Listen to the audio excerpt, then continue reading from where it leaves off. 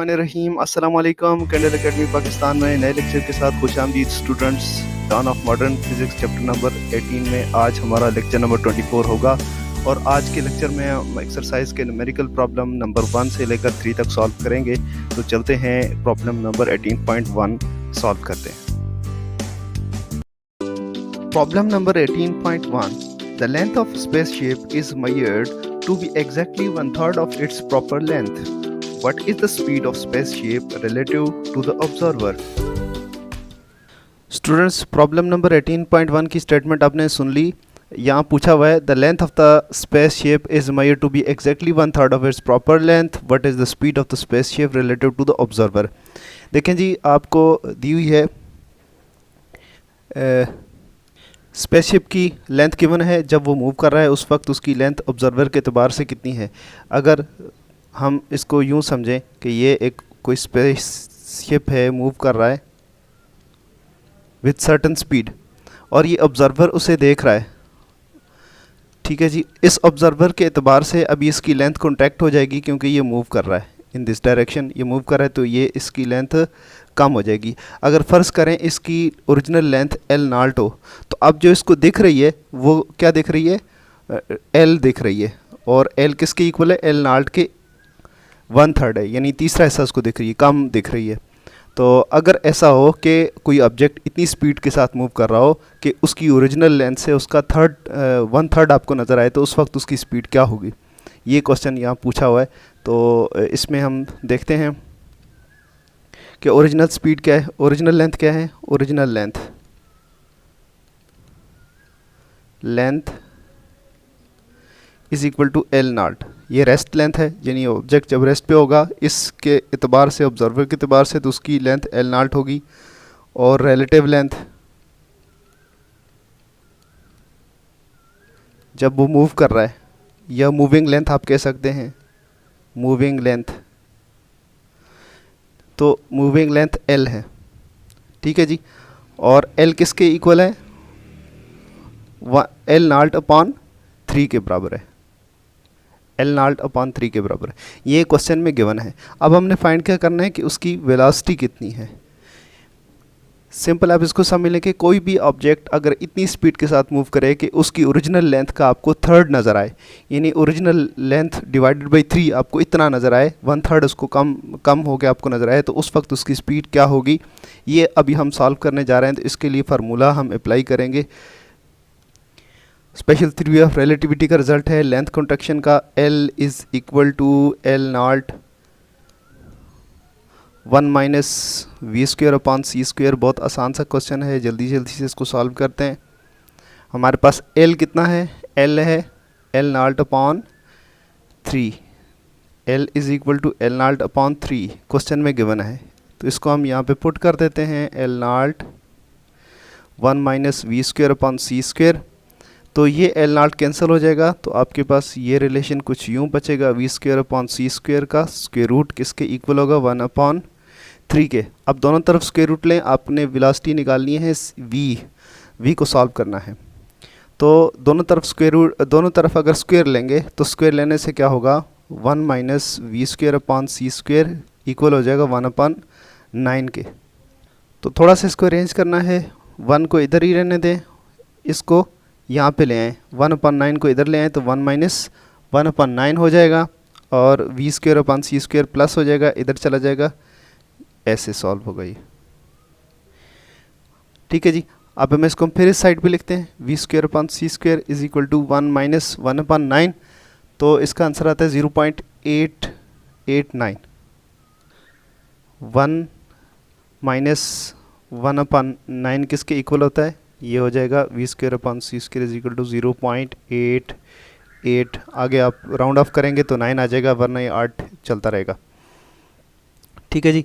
अब इसको आपने करना है, c को उस तरफ ले जाएं तो वेलोसिटी आ जाएगी आपके पास, v² is equal to 0.889 c²।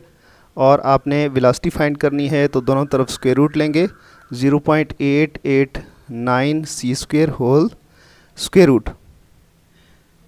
तो ये बनता है वेलोसिटी आपके पास आ जाएगी इस तरह से 0.94287,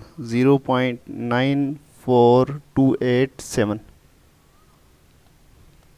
और सी। ये आपका आंसर है प्रॉब्लम नंबर 1 का। चलते हैं नेक्स्ट प्रॉब्लम की तरफ। Problem number 18.2 the time period of a pendulum is measured to be 3 seconds in inertial frame of pendulum. What is the period when measured by an observer moving at the speed of 0.95 c with respect to the pendulum? Students, problem number 18.2. The time period of the pendulum is required to be 3 seconds in inertial frame of pendulum. What is the period when measured by an observer the speed of 0.9 c with respect to the pendulum? Students, इस question की statement में हमें थोड़ी सी गड़बड़ लग रही है, लेकिन हम आपको एक्चुअल सिनेरियो समझा देते हैं। जिस तरह बुक में आंसर लिखा है वो उसके हिसाब से सिनेरियो कुछ यूँ होना चाहिए। ये आपके पास एक फ्रेम ऑफ रेफरेंस है, इनर्शियल फ्रेम ऑफ रेफरेंस, और इसमें ये एक पेंडुलम मूव कर रहा है, ऐसे मूव कर रहा है। इस पेंडुलम का जो टाइम पीरियड है टी नॉट है 3 सेकंड्स, और एक ऑब्जर्वर जो इसको ऑब्जर्व कर रहा है, जो 3 सेकंड मेजर कर रहा है, वो इसी फ्रेम ऑफ रेफरेंस के अंदर मौजूद है, इसके अंदर मौजूद है यहाँ पे। तो अब ये जब इसको लुक कर रहा है, ऑब्जर्व कर रहा है, तो इसका टाइम पीरियड इसको नज़र आ रहा है 3 सेकंड्स। लेकिन दूसरी सिचुएशन में अब इसको हम मूव करा देते हैं, इस फ्रेम ऑफ रेफरेंस को मूव कर देते हैं पेंडुलम को। ये क्वेश्चन इन्होंने कहा है कि ऑब्जर्वर मूव कर रहा है, लेकिन ऑब्जर्वर नहीं है, बल्कि एक्चुअल सिचुएशन ये कि ऑब्जर्वर अब रेस्ट पे ही है। इस फ्रेम ऑफ रेफरेंस को आप मूव कर देते हैं जिसमें पेंडुलम है, तो इस पूरे बॉक्स को मूव कर देते हैं विद स्पीड 0.95 c। अब ये 0.95 c के साथ ये बॉक्स मूव करता है जिसके अंदर पेंडुलम मूव कर रहा था, जिसके अंदर पेंडुलम झूल रहा था।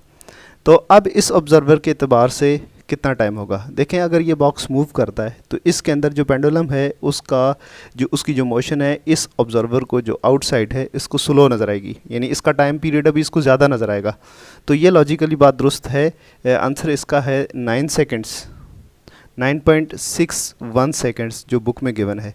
तो वो इसी सूरत में मुमकिन है कि इसको हम पेंडुलम को मूव करा दें और ऑब्जर्वर रेस्ट पे रहे।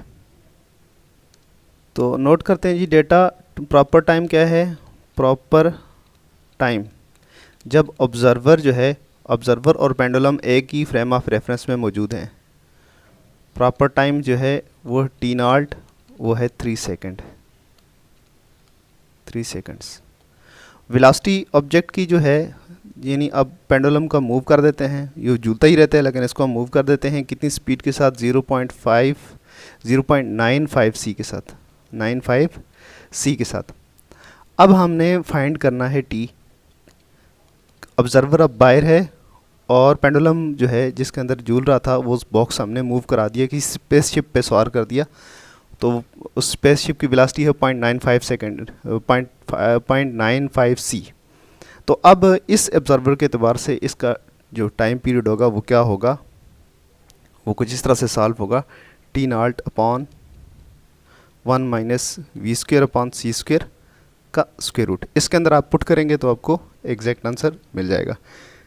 3 सेकेंड्स है डिवाइडेड बाई 1 माइनस 0.95 सी का स्क्वेयर अपॉन वी का स्क्वेयर और स्क्वेयर रूट के अंदर। इसको दोबारा लिख लेते हैं। टी किसके बराबर होगा? 3 अपॉन 1 माइनस 0.95 सी होल स्क्वेयर कर लेते हैं अपॉन, ये हमने उल्टा लिखा था, इसमें V square upon C square होता है। तो अब ओके ठीक है, तो इसमें सी स्क्वेयर इस नीचे लिख देंगे। एक्चुअली ये v की वैल्यू है, v की वैल्यू 0.95 c। तो t क्या होगा? इसका स्क्वायर रूट लेंगे, 3 आ जाएगा ऊपर, यहाँ पे 1 माइनस 0.95 का आप स्क्वायर लेंगे तो ये आएगा 0.9025 और c का स्क्वायर वैसे होगा, नीचे भी c का स्क्वायर होगा और ये आप स्क्वायर रूट ले लेंगे। c का स्क्वायर के साथ कट जाएगा, तो आपके पास टी जो बचेगा 3/1 माइनस 0.9025 और इसका फिर हम स्क्वायर रूट ले लेंगे। यह आ जाएगा t इज़ इक्वल टू 3/0.322। इसको आप सॉल्व करेंगे, माइनस करें, स्क्वायर रूट लें तो ये आंसर आएगा, और इसको आप डिवाइड करेंगे तो ये बन जाएगा 9.61।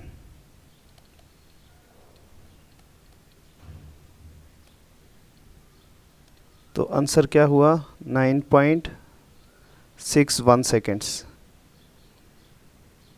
यानी कि अगर हमारे पास ये एक बॉक्स हो जिसको हमने स्पेसशिप पे डाल दिया, और फ़र्ज़ करें कि स्पेसशिप के अंदर भी एक ऑब्ज़र्वर था, इस ऑब्ज़र्वर के एतबार से इसका पॉइंट टाइम पीरियड जो है पेंडुलम का 3 सेकंड होगा, जबकि बाहर जो ऑब्ज़र्वर है ये जो इसको देख रहा है इसका पॉइंट टाइम पीरियड जो है 9.61 सेकंड नज़र आएगा। ये जो बाहर ऑब्ज़र्वर है ये देख लेगा कि अंदर ये इसको अगर ये देख पाए तो ये देखेगा कि अंदर चीज़ें जो है स्लो हो चुकी हैं, और जो अंदर ऑब्ज़र्वर बैठा है उसको नज़र आएगा कि बाहर की दुनिया बड़ी स्पीड से चल रही है, तेज़ चल रही है। Next question, problem 18.3, an electron which has mass of 9.11 into 10 to power minus 31 kg moves with the speed of 0.75 c. Find its relativistic momentum and compare this value with the momentum calculated from the classical expression. Students, problem number 18.3 है, an electron which has mass 9.11 and 10 to power minus 31 kg moves with the speed of 0.75 c. Find its relative momentum and compare this value with momentum calculated from classical expression.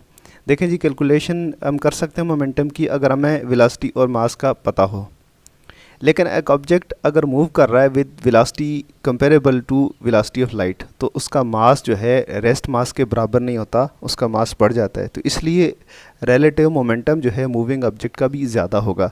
तो सबसे पहले हम momentum calculate करेंगे with the help of special theory of relativity और then classical expression use करेंगे। कैसे होगा ये सब, हम इसके लिए लिखते हैं सबसे पहले मोमेंटम का एक्सप्रेशन। p किसके बराबर है, मोमेंटम किसके बराबर होता है, mv के बराबर होता है। चूँकि ऑब्जेक्ट मूव कर रहा है विद सर्टन स्पीड जो कि बहुत ज़्यादा है, स्पीड 0.75 c भी बहुत ज़्यादा स्पीड होती है, तो लिहाजा इलेक्ट्रॉन का मास जो है वो अब ये नहीं रहेगा 0.911 10 to power minus 31 kg नहीं रहेगा, बल्कि ये बढ़ जाएगा। तो इसलिए मोमेंटम भी रेस्ट मोमेंट, इसका रेस्ट मास को कंसिडर करेंगे तो मोमेंटम हमारा उससे ये ज़्यादा ही बनेगा। तो हम यहाँ पे m की जगह डेल्टा m यूज़ करते हैं, p is equal to delta m v, और डेल्टा m हमारे पास कहाँ से आएगा, relative special theory of relativity से। p इज़ इक्वल टू क्या होता है, मोमेंटम का मास का रिलेशन यहाँ पे हम पुट करेंगे स्पेशल थ्योरी ऑफ रिलेटिविटी के रिजल्ट से, डेल्टा m नॉट यानी rest mass of electron divided by v square upon c square, इस फैक्टर को हम मल्टीप्लाई करेंगे और देन ये सारे को हम फिर वेलोसिटी से मल्टीप्लाई करेंगे तो मोमेंटम आ जाएगा। इसको हम सॉल्व कर लेते हैं, उसके बाद हम सिंपल इसके अंदर रेस्ट मास की वैल्यू और वेलोसिटी की वैल्यू निकालेंगे, देखते हैं कि फ़र्क कितना आता है मोमेंटम की कैलकुलेशन में। तो पहले इसको सॉल्व कर लेते हैं, इसके अंदर वैल्यूज़ प्लग इन करते हैं। v इज़ इक्वल टू, अब डेल्टा m ये हमारे पास जो गिवन है ये डेल्टा m है, डेल्टा m नॉट है नहीं रेस्ट मास, तो इसकी वैल्यू अब इसके अंदर प्लग इन करेंगे हम 9.11 10 to power minus 31 kg divided by 1 minus v किसके बराबर है, v आपका है v है 0.75 c के बराबर है। तो हम यहाँ पे पुट करेंगे 0.75 c square divided by c का स्क्वेयर, नीचे सॉल्व करते हैं। p इज़ इक्वल टू, यहाँ पे इसका स्क्वेयर रूट भी होगा ऊपर, ये स्क्वेयर रूट डाल दें। तो अब इसको सॉल्व करना है साथ में वेलोसिटी को दोबारा मल्टीप्लाई करें, v ऊपर है, जो मोमेंटम सॉल्व करें, ये मास आ जाएगा, मूविंग मास, और ये उसकी वेलोसिटी 0.75 c के साथ मल्टीप्लाई करने से सॉल्व होगा। तो इसको आप सॉल्व करें, ये वाला फैक्टर कितना आएगा, सी स्क्वायर के साथ कैंसिल हो जाएगा और ये बनेगा 9.11 10⁻³ डिवाइडेड बाई 1 माइनस 0.75 का स्क्वायर, और इसको आप मल्टीप्लाई करेंगे 0.75 सी की जगह आप उसकी वैल्यू डाल दें 3×10⁸ मीटर्स पर सेकेंड। तो आपके पास मोमेंटम जो सॉल्व होगा यहाँ पे वो होगा 309 इंटू 10⁻⁻24। अगर आप इसको पॉइंट को यहाँ पे ले आएँ, पॉइंट इधर मौजूद है तो यहाँ पे ले आएँ अगर आप, तो ये बन जाएगा P is equal to 3.09 into 10⁻⁻22 kilogram metre पर सेकेंड।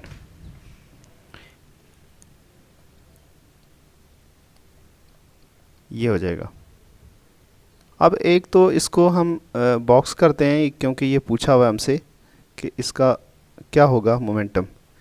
देन इसका क्लासिकल जो फार्मूला है उसी से सॉल्व करते हैं, यानी P is equal to M V, simple कर देते हैं, P is equal to M V.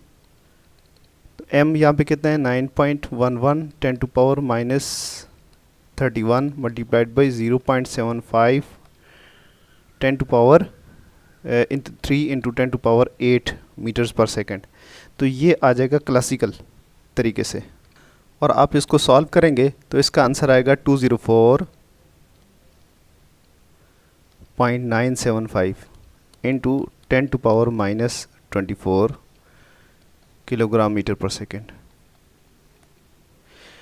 तो आप इसको फिर इसको कन्वर्ट करें, थोड़ा सिंप्लीफाई करें, पॉइंट को इस तरफ मूव कर दें, तो ये हो जाएगा P is equal to 2.04 10⁻⁻22 kg metres पर सेकेंड। तो दोनों का कंपैरिजन आपने देख लिया, एक में क्या आंसर आता है आपके पास, यहाँ पे 3 आ रहा है, और अगर आप स्पेशल थ्योरी ऑफ रिलेटिविटी को यूज़ करेंगे, उसके रिजल्ट्स को यूज़ करेंगे तो 3 इंटू 10⁻⁻22 आता है। अगर नहीं यूज़ करते, सिंपल कैलकुलेट करते हैं तो 2.04 10⁻⁻22 किलोग्राम मीटर पर सेकेंड आता है। स्टूडेंट्स, इसके साथ ही आज का हमारा लेक्चर ख़त्म हुआ। नेक्स्ट लेक्चर में अगले न्यूमेरिकल्स के साथ फिर हाज़िर होंगे। इजाज़त दीजिएगा। अल्लाह हाफिज़।